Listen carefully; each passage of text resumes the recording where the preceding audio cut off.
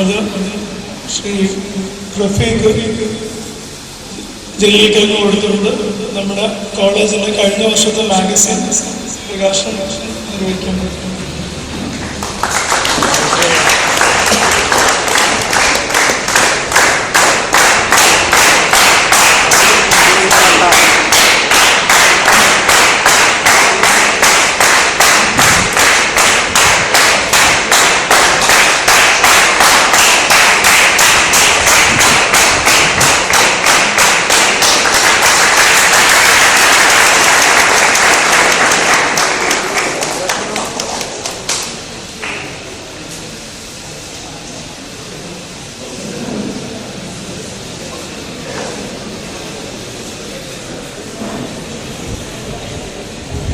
റഫീഖ് സംസാരിച്ചു.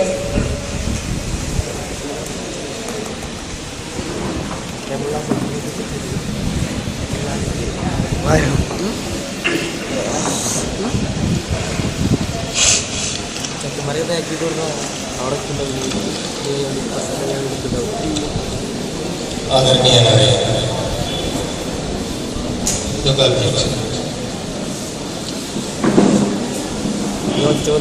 മുമ്പ് നിങ്ങളോട് സംസാരിച്ച ഇവിടെ വിട്ട KT ജലീൽ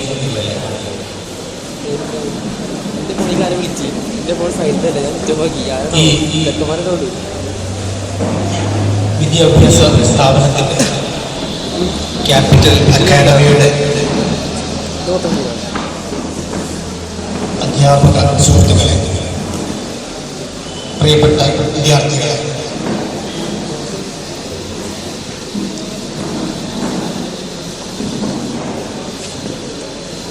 ഒരു വ്യക്തി അയാളുടെ ജീവിതത്തിൽ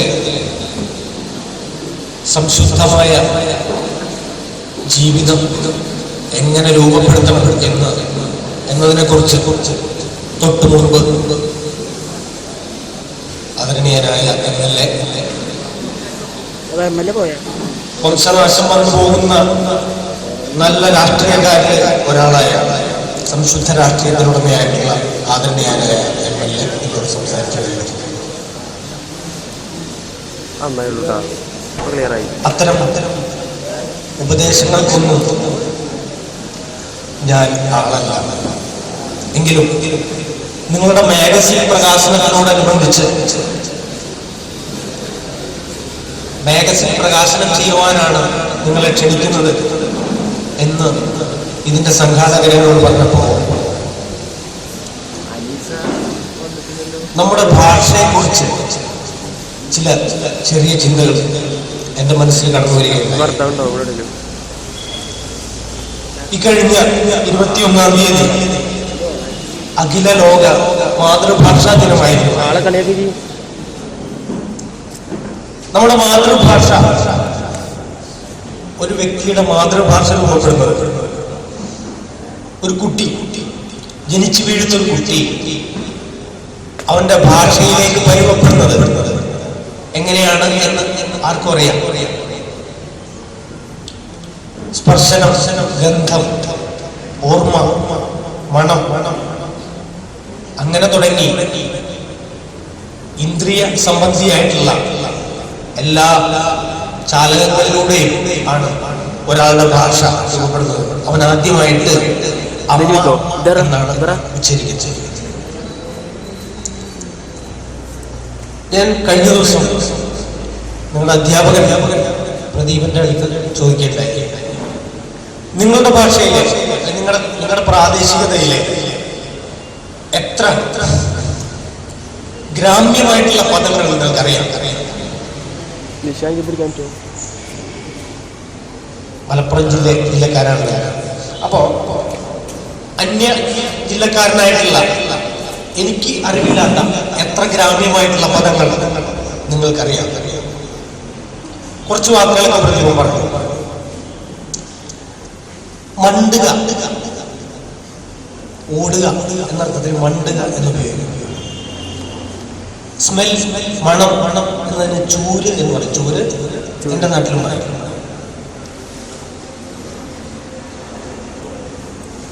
പ്രസവിച്ചു എന്നതിന് പഴയ കാലത്ത് ഉപയോഗിച്ചിരുന്ന അമ്മുക്കുട്ടി പെറ്റു എന്ന് പറയുന്നതാണ്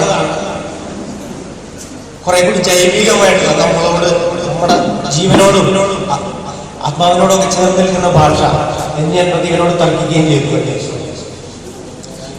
ഈ ഭാഷയെ കുറിച്ച് പറയാനൊരു കാരണം, നിങ്ങളുടെ മാഗസിനിൽ കവിതയോ കഥയോ ലേഖനമോ എന്തുമാണ് അത്തരം നിർമ്മിതികളുള്ളത്, നിങ്ങൾ നിർമ്മിച്ചു വെച്ചിരിക്കുന്ന, നിങ്ങൾ എഴുതിയിരിക്കുന്ന നിങ്ങളുടെ സൃഷ്ടികൾ ഇവിടുത്തെ നിർമ്മാണ ഭാഷ ഉപയോഗിക്കാതെ വളരെ ജൈവികമായിട്ട് നിങ്ങൾക്ക് തോന്നുന്ന നിങ്ങളുടെ ഭാഷയിലാണോ എന്നാണ് ഞാൻ ചോദിച്ചത്. ഇന്റെ, ഓളുടെ, ഓന്റെ, ഇമ്മാന്റെ, ഉപ്പാന്റെ എന്നൊക്കെ പറയുന്ന ലാളിത്യം അതിനുണ്ടോ, നിങ്ങളുടെ സൃഷ്ടികൾക്കുണ്ടോ എന്നാണ് ഞാൻ ചോദിച്ചത്. ഗാന്ധിജി അദ്ദേഹത്തിന്റെ മാതൃഭാഷ ഏത് ഭാഷയിലാണ് ഗാന്ധിജി അദ്ദേഹത്തിന്റെ ആത്മകഥ എഴുതിയതെന്ന് അറിയാമോ? ആരെങ്കിലും പറയാമോ? ഗുജറാത്തി. ഒരാൾ അയാളുടെ ആത്മകഥ എഴുതുന്നത് അയാളുടെ മാതൃഭാഷയിലായിരിക്കും. മാതൃഭാഷയിലല്ലാതെ ഒരാൾക്ക് ആത്മകഥ എഴുതാൻ കഴിയുമോ എന്ന് സംശയമാണ്. നമ്മുടെ ചരിത്രം സത്യത്തില് വേറൊരാൾ എഴുതുമ്പോൾ അതില് കൊളോണിയൽ ചരിത്രകാരന്മാര് ഇന്ത്യയുടെ ചരിത്രം എഴുതിയിട്ടുണ്ട്. മിക്കവാറും അവിശ്വസനീയവും കെട്ടുകഥകൾ നിറഞ്ഞതും വേറൊരാളെ വെറുക്കാൻ പ്രേരിപ്പിക്കുന്നതും, ചില മുഗൾ രാജാക്കന്മാരെയൊക്കെ വെറുക്കാൻ ഔറംഗസീബിനെ പോലുള്ള ആളുകളെ, അല്ലെങ്കിൽ നമ്മൾ കണ്ടിട്ടില്ലാത്ത, നമുക്ക് പരിചയമില്ലാത്ത കഥകളിലൂടെ മാത്രം നമ്മൾ കേട്ടിട്ടുള്ള, ചരിത്രത്തിലൂടെ മാത്രം കേട്ടിട്ടുള്ള ആളുകളെ വെറുക്കാൻ പ്രേരിപ്പിക്കുന്ന തരത്തിലുള്ള ചരിത്ര നിർമ്മിതി കൊളോണിയൽ ചരിത്രകാരന്മാരെ നിർമ്മിച്ചു വെച്ചിട്ടുണ്ട്. നമ്മുടെ ചരിത്രം നമ്മുടെ ഭാഷയിൽ എഴുതപ്പെടാത്തതുകൊണ്ടാണ് അങ്ങനെ സംഭവിച്ചത്. ഇന്ത്യയുടെ പാളങ്ങളിലൂടെ ബ്രിട്ടന്റെ തീവണ്ടി ഓടി തുടങ്ങിയതോടെയാണ്, അതായത് കൊളോണിയൽ അധിനിവേശത്തോടു കൂടിയാണ് നമുക്ക് നമ്മുടെ ഭാഷ, നമ്മുടെ സംസ്കാരം, നമ്മുടെ ആചാരങ്ങൾ, നമ്മുടെ ഭക്ഷണ രീതികൾ ഒക്കെ രണ്ടാന്തരമായിട്ട് തോന്നി തുടങ്ങിയത്. നമ്മൾ താഴെയാണ് എന്ന ബോധം നമുക്ക് വരുന്നത് കോളനി, ഇന്ത്യ ഒരു കോളനിയായി മാറിയതോടു കൂടിയാണ് എന്ന് പ്രമുഖരായിട്ടുള്ള ആളുകളൊക്കെ പറയാറുണ്ട്. അതുപോലെ ഇപ്പോ ബ്രിട്ടന്റെ അധിനിവേശത്തോടു കൂടി ഇംഗ്ലീഷ് വിദ്യാഭ്യാസം സാർവത്രികമാകുകയും ഇംഗ്ലീഷ് അറിയാത്തവൻ താഴേക്കിടയിലുള്ളവരാണ് എന്ന ബോധം എല്ലാവരുടെ മനസ്സിലും കുറഞ്ഞുകൂടുകയും ചെയ്തു. നമ്മുടെ നാട്ടിൽ ഇന്നും ആ ബാധ വിട്ടിട്ടില്ല. നമ്മൾ അച്ഛനെ ഡാഡിയാക്കുകയും അമ്മയെ മമ്മിയാക്കുകയും ചെയ്തു ആദ്യം.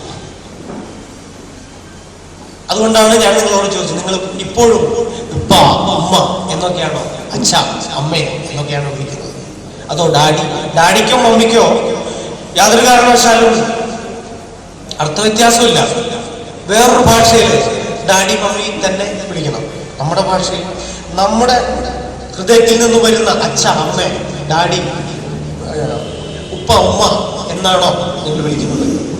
അതുകൊണ്ടാണ് ഞാൻ ചോദിച്ചത്, നിങ്ങളുടെ മാഗസിനിൽ എത്രമാത്രം ജൈവികമായിട്ടുള്ള പദങ്ങളുണ്ട്. അതുപോലെ ഏറ്റവും പുതിയ കാലത്ത് ചില വാക്കുകളുടെ അർത്ഥം മാറുന്നുണ്ട്, ശ്രദ്ധിച്ചിട്ടുണ്ടാവും. ഇപ്പോ അച്ഛൻ അമ്മ എന്ന് പറയുന്ന വാക്കിന്റെ പുതിയ കാലത്തിന്റെ അർത്ഥം വൃദ്ധസദനം എന്നാണ്. ഏറ്റവും പുതിയ കാലത്തിന്റെ അർത്ഥം വൃദ്ധസദനം. ഏറ്റവും മനോഹരമായിട്ടുള്ള, നിങ്ങൾക്ക് കേൾക്കാൻ ഇഷ്ടമുള്ള ഒരു വാക്കുണ്ട്, പ്രണയം. അതിന്റെ അർത്ഥം പുതിയ കാലത്ത് ലവ് ജിഹാദ് എന്നാണ്. ലവ് ജിഹാദ്. മനുഷ്യനുണ്ടായ കാലം മുതലുള്ള, അല്ലെങ്കിൽ പ്രകൃതിയുടെ ഏറ്റവും സമൂർത്തമായ ഭാവങ്ങളിലൊന്നായ പ്രണയത്തിനെ ഒരു മതത്തിന്റെ മതകീയമായിട്ടുള്ള ഒരു ഏരിയയിലേക്ക് മാറ്റിക്കെട്ടുകയും ഒരു സമുദായത്തിന് സംശയിക്കത്തക്ക രീതിയിൽ അതിനെ വളച്ചൊടിക്കുകയും ചെയ്ത് പ്രണയത്തിന്റെ പേര് മാറ്റി ലവ് ജിഹാദ് എന്നാക്കി. പുതിയ കാലത്ത് ഗാന്ധിജി എന്ന പേരിനുണ്ട് മറ്റൊരർത്ഥം അറിയാമോ? 500 നോട്ട് ആണ് ഗാന്ധി. ഈ അടുത്ത കാലത്ത് കുറച്ച്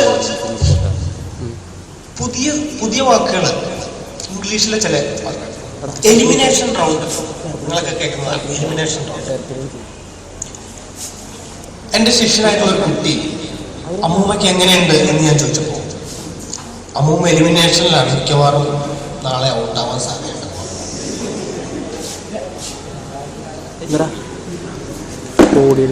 അതുപോലെ വിദ്യാർത്ഥി എന്നുള്ള വാക്കിന്റെ അർത്ഥം മത്സരാർത്ഥി എന്നായി. മത്സരിക്കുക, എവിടെയും മത്സരിക്കുക. എന്നിട്ട് ഒരു വിദ്യാർത്ഥിക്ക് സത്യത്തില് ആത്മാഭിമാനമല്ല.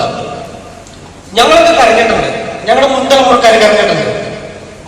അത് പക്ഷേ ഒരു നോട്ട് ബുക്കിൽ 5 വിഷയങ്ങൾ എഴുതേണ്ടി വന്നപ്പോഴാണ്, ഉച്ചയ്ക്ക് സ്കൂൾ വിട്ടു വരുമ്പോ ഭക്ഷണമില്ലാതിരുന്നപ്പോഴാണ്, അല്ലെങ്കിൽ കൂട്ടുകാരന് മഴ നനഞ്ഞു വരുമ്പോ സങ്കടം കൊണ്ടാണ്, അവൻ കുടയില്ലല്ലോ എന്നുള്ള സങ്കടം കൊണ്ടാണ്. ഇന്നത്തെ കുട്ടികൾക്ക് അറിയുന്നത് എലിമിനേഷൻ റൗണ്ടിൽ നിൽക്കുമ്പോഴാണ്, ഔട്ടാവാൻ പോകുമ്പോഴാണ്. അത്രയും ആത്മാഭിമാനം ഇല്ലാത്ത ഒരു വർഗമായിട്ട് വിദ്യാർത്ഥി സമൂഹം മാറി.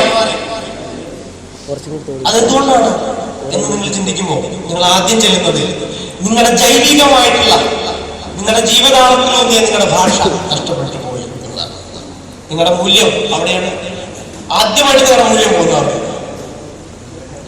അതുപോലെ ബഹുമാനപ്പെട്ട KT ജലീൽ MLA പറഞ്ഞു, ഗുജറാത്തിന്റെ അർത്ഥം പൂർണ്ണ ഗർഭിണിയായിട്ടുള്ള വയറ് പകർത്തപ്പെട്ട ഒരു സ്ത്രീ എന്നാണ്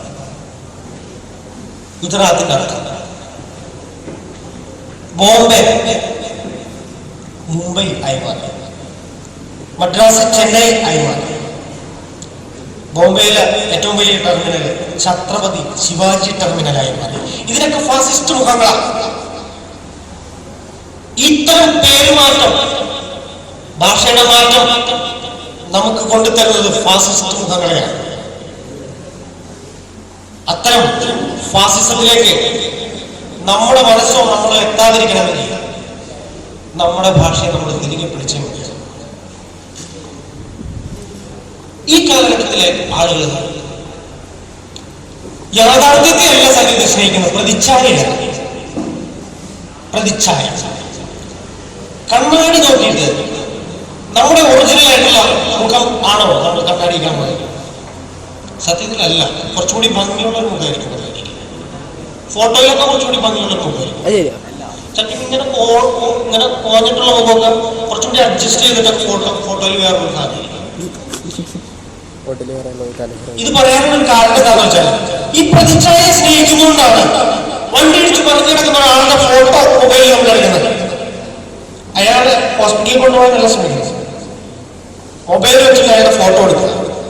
നിങ്ങൾ കേട്ടിട്ടുണ്ടാവും, പത്മതീർത്ഥ കുളത്തില്, തിരുവനന്തപുരത്ത് പത്മതീർത്ഥ കുളത്തില് ഒരു ഭ്രാന്തൻ ഒരാളെ മുക്കി കൊല്ലുന്നത് കുളത്തിന്റെ കരയിൽ 100ഓളം ആളുകൾ, പോലീസുകാരടക്കമുള്ള ആളുകൾ നിന്ന് കണ്ടു. മതിയായ ഫോട്ടോ എടുത്തു. നമ്മൾ സത്യം ഉപേക്ഷിക്കുന്നു, പ്രതിച്ഛായ മാത്രം കാണുന്നു. പല കാര്യത്തിലും പ്രതിച്ഛായ മാത്രമാണ് നമ്മൾ കാണുന്നത്. വളർന്നു വരുന്ന നിങ്ങളെപ്പോലുള്ള ആളുകൾ എത്രമാത്രം മൊബൈൽ സ്നേഹിക്കുന്നവരുണ്ട്, അല്ലാത്തവരുണ്ട്. ഒന്ന് സ്വന്തത്തോട് ചോദിച്ചു നോക്കണം. നിങ്ങളൊരു അപകടം കണ്ടാൽ ആദ്യം ചെയ്യുക എന്തായിരിക്കും? ഫോട്ടോ എടുക്കാൻ ശ്രമിക്കുമോ, അതോ അയാളെ ആശുപത്രി കൊണ്ടുപോകാൻ ശ്രമിക്കും? സത്യത്തിനോട് ഏറ്റവും അടുത്ത് നിൽക്കുന്ന ആളുകളായിട്ട് നമുക്ക് മാറണമെന്നുണ്ടെങ്കിൽ പ്രതിച്ഛായ സ്നേഹിച്ച ഒരു ഗ്രീക്ക് രാജാവിന്റെ കഥയുണ്ട്, നാർസിസസ് എന്ന് പറഞ്ഞാൽ. സ്വന്തം പ്രതിബിംബത്തിന് സ്നേഹിച്ചുകൊണ്ട് അയാൾ ഒരു നദിയിൽ തന്റെ പ്രതിബിംബം കണ്ടിട്ട് അതിന് മുറുകെ പിടിക്കാൻ ചാടി ഔട്ടായി. നമ്മൾ നമ്മിലേക്ക് കൂടുതൽ ചുരുങ്ങുന്നതോടുകൂടി, നമ്മുടെ സ്വാർത്ഥതയിലേക്ക് കൂടുതൽ അതോടുകൂടി നമ്മൾ ജീവിതത്തിൽ നിന്ന്, നല്ല സംശുദ്ധമായ ജീവിതത്തിൽ നിന്ന് നമ്മൾ ഔട്ടായി മാറി, ഔട്ടായി പോകും എന്ന് തന്നെയാണ് ഇതിന്റെ അർത്ഥം. സമ്മാനങ്ങളുടെ കാലമാണല്ലോ നമ്മുടെ ഒരുപാട് സമ്മാനങ്ങളുടെ കാലമാണ്. ആ ജ്വല്ലറി കൊടുക്കുന്ന സമ്മാനം, ഈ ജ്വല്ലറി കൊടുക്കുന്ന സമ്മാനം, സമ്മാനമഴ. ഒരു സമ്മാനത്തിന്റെ കഥ പറയാം. ഒരു റെയിൽവേ സ്റ്റേഷൻ, നല്ല തിരക്കുള്ള റെയിൽവേ സ്റ്റേഷൻ.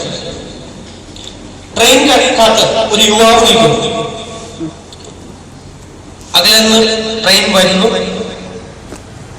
വന്നു തുടങ്ങി. ട്രെയിൻ ഏകദേശം അടുത്തെത്താറായി. പെട്ടെന്ന് ഇയാളുടെ കാഴ്ചയിൽ കൈക്കുഞ്ഞുമായിട്ടൊരു യുവതി ഈ ട്രെയിനിന്റെ മുമ്പിലേക്ക് ചാടാൻ ശ്രമിച്ചുകൊണ്ടിരിക്കുക. അവരിങ്ങനെ ചാടാൻ വേണ്ടി ട്രെയിൻ എടുത്തുകൊണ്ടിരിക്കുക. ചാടാൻ തയ്യാറാണ്. തൊട്ടടുത്തെത്തിയ ട്രെയിൻ യുവതി ചാടിയതും യുവാവ് ഇവരെ തട്ടിത്തെറിച്ചു. ട്രെയിൻ കടന്നുപോയി. യുവതിയെ കാണാനില്ല.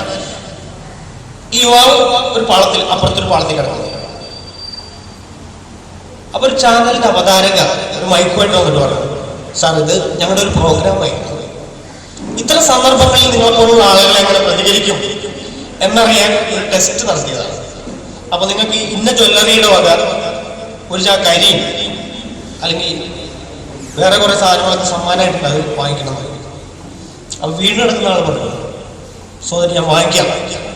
അതിനു മുമ്പ് എന്റെ മുറിഞ്ഞു പോയ വലത് കാലം അപ്പുറത്തെ പറത്തി കിടക്കണ്ട, അതൊന്നും എടുത്തരും. ഇത്ര ക്രൂരമായിട്ടാണ് ഇത്തരം ഇതുപോലുള്ള ചാനൽ സംസ്കാരം നമ്മളെ മാറ്റിയെടുക്കുന്നത്. എത്ര ക്രൂരമായിട്ടാണ്. നേരത്തെ പറഞ്ഞ ഫോട്ടോയെടുപ്പും ഇതും എല്ലാം നമ്മുടെ ക്രൂരതയുടെ മുഖമുദ്രകളായിട്ട് പുതിയ കാലത്തിന്റെ അടയാളങ്ങളായി മാറിക്കൊണ്ടിരിക്കുകയാണ്. നിങ്ങൾക്ക് പകരം നൽകാൻ എന്തുണ്ട്? നിങ്ങളുടേതായിട്ടുള്ള തനിമ എന്തുണ്ട്?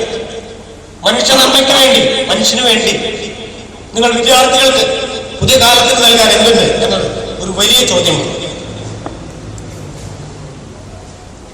നമ്മൾ ഒരുപാട് പേരെ പരിഹസിക്കാറുണ്ട്. സത്യത്തിൽ നമ്മുടെ പരിഹാസത്തിന് ഒരു മൗലികത ഇല്ലാതായി. നമ്മൾ സന്തോഷ് പണ്ഡിറ്റിൽ എത്തി നിൽക്കുന്നു. നമ്മുടെ പരിഹാസം സന്തോഷ് പണ്ഡിറ്റ് നമ്മൾ വളരെയധികം പരിഹസിച്ച ആൾക്കാരാണ്. എങ്കിലെന്തുകൊണ്ട് നമ്മൾ ക്രിക്കറ്റ് കളിക്കുന്ന താരങ്ങളെ പരിഹസിക്കുന്നില്ല? 60 വയസ്സ് കഴിഞ്ഞിട്ടും കുമ്പയും തടിയും കുലുക്കി കളിക്കാനറിയാതെ ഓടിക്കിതയ്ക്കുന്ന താരങ്ങളെ നിങ്ങൾ എന്തുകൊണ്ട് പരിഹസിക്കുന്നില്ല? നിങ്ങൾ അവരുടെ ക്രിക്കറ്റ് കളി കണ്ട് രസിക്കുക. അവർക്ക് ക്രിക്കറ്റ് കളിക്കാൻ അറിയില്ല, അറിയാത്ത കാര്യങ്ങൾ ചെയ്തുകൊണ്ടിരിക്കണം. പിന്നെ എന്തുകൊണ്ട് നിങ്ങൾ അവരെ പരിഹസിക്കുന്നില്ല? സന്തോഷ് പണ്ഡിറ്റ് അയാളുടേതായിട്ടുള്ള അയാൾക്ക് കഴിയാവുന്ന രീതിയിൽ ഒരു സിനിമ എടുത്തപ്പോൾ നമ്മൾ മലയാളികൾ എല്ലാവരും അയാളെ പരിഹസിച്ചു. താരങ്ങൾ വലിയ ആൾക്കാരായതുകൊണ്ടായിരിക്കാം. 60, 65 വയസ്സായ അല്ലെങ്കിൽ ബോളെ കൈകൊണ്ട് തൊട്ടിട്ടില്ലാത്ത ചില ആളുകൾ ക്രിക്കറ്റ് കളിക്കുമ്പോൾ, ഗ്രൗണ്ടിൽ ഓടി കിതയ്ക്കുമ്പോൾ നിങ്ങൾ അവരെ പരിഹസിക്കുന്നില്ല. നമ്മുടെ കാലം ഫ്ലെക്സുകളുടെ ഒരു കാലമായിട്ട് മാറി. ഏറ്റവും പുതിയ കാലം ഫ്ലെക്സ് സംസ്കാരം. 90-കൾക്ക് ശേഷം വന്ന ജനിച്ച കുട്ടികൾക്കൊന്നും അറിയാൻ വയ്യ. ഒരുപാട് ഫാസിസ്റ്റുകൾ ഉണ്ടായിരുന്നു കേരളത്തിൽ. അവരുടെയൊക്കെ മരണദിനങ്ങൾ വരുമ്പോ അവരെ ഏതോ പ്രവാചകന്മാർ മരിച്ചുപോയ ഏതോ പ്രവാചകന്മാരുടെ തുല്യം ഫ്ലെക്സുകൾ അടിച്ചു വെച്ചിട്ട് കവലകളിലൊക്കെ വെച്ചിരിക്കുന്നത് കാണും.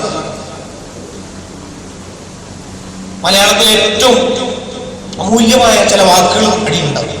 അവരെ ബഹുമാനിച്ചുകൊണ്ട് ഭയം തോന്നുന്നു. സത്യത്തിൽ ഫ്ലെക്സിൽ ഒതുങ്ങുന്നു. നമ്മുടെ ചരിത്രം ഫ്ലെക്സിൽ ഒതുങ്ങുന്നു. നമ്മളെ ഫാസിസത്തിന്റെ വേറൊരു കാലത്തിലേക്ക് ഇത്തരം ചാനലുകളും അല്ലെങ്കിൽ സമൂഹമൊക്കെ കൂട്ടിക്കൊണ്ടുപോകുന്നു. നമ്മുടെ ഐബോളിന് വേണ്ടി മത്സരിച്ചുകൊണ്ടിരിക്കുന്നു ഓരോ ചാനലുകളും. നിമിഷം തോറും നമ്മൾ റിമോട്ട് വെച്ച് മാറ്റാവുന്ന ദൃശ്യങ്ങളായി മാറി നമ്മുടെ ജീവിതങ്ങളെല്ലാം. അതുകൊണ്ട് കുട്ടികളെ, ഏറ്റവും പുതിയ കാലത്തെയാണ് നിങ്ങൾ അഭിമുഖീകരിക്കുന്നത്. ഈ കാലത്തിന്റെ ആസുരത, അഗീയത വളരെ വലുതാണ്. പെൺകുട്ടികൾക്ക് പ്രത്യേകിച്ച് നമുക്ക് നമ്മുടേതായിട്ടുള്ളൊരു അവബോധം ഉണ്ടാവണമെങ്കിൽ നിങ്ങൾ മാഗസിൻ ഉണ്ടാക്കിയാൽ മാത്രം പോരാ, നിങ്ങൾ നന്നായിട്ട് വായിക്കണം. എനിക്ക് നിങ്ങളോട് പറയാനുള്ളത്, നമ്മുടെ ഭാഷയിലെ അല്ലെങ്കിൽ ഇതര ഭാഷകളിലെ നല്ല കൃതികൾ ഇന്നതെന്നില്ല. വായിച്ചാൽ ആദ്യം ഉറക്കം വരുന്നവരുണ്ടാവാം, അതൊന്നും സാധില്ല. പതുക്കെ നിങ്ങൾ വായനയിലേക്ക് കടന്നു വരണം. വായന ഒരു മനുഷ്യന് നന്മയുണ്ടാക്കി. കൂടുതലൊന്നും സംസാരിക്കുന്നില്ല. എല്ലാവർക്കും എൻ്റെ ശബ്ദം ശ്രമിച്ച എല്ലാവർക്കും നന്ദി, നമസ്കാരം.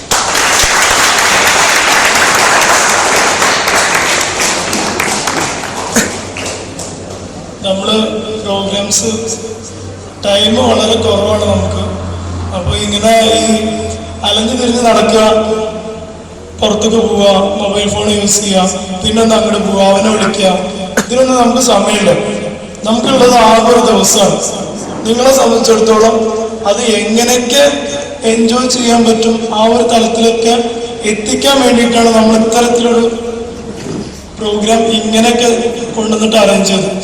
അത് നിങ്ങളായിട്ട് തന്നെ കൊണ്ടുപോയിട്ട് അതിൻ്റെ ആ ഒരു മൂല്യം കളയരുത്. കാരണം ഇനി നിങ്ങളെടുത്ത് പങ്കെടുക്കേണ്ട പ്രോഗ്രാംസ് തന്നെ ഉണ്ട്.